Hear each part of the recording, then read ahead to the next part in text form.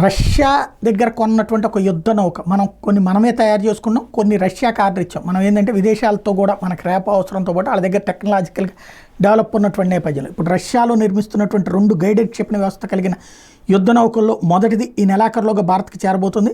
Russia Ukraine యుద్ధం కారణంగా ఈ డెలివరీ ఆలస్యమైంది.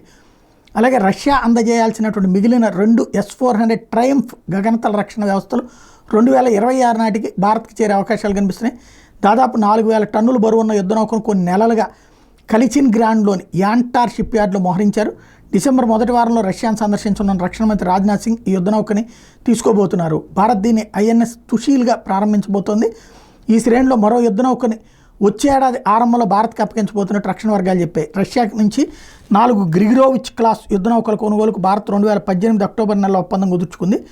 8,000 కోట్లతో వాటిలో తొలి 2 నౌకల్ని ఇప్పటికే అందుకుంటే ఇది 3వ నౌక అందుబాటులోకి వస్తుంది.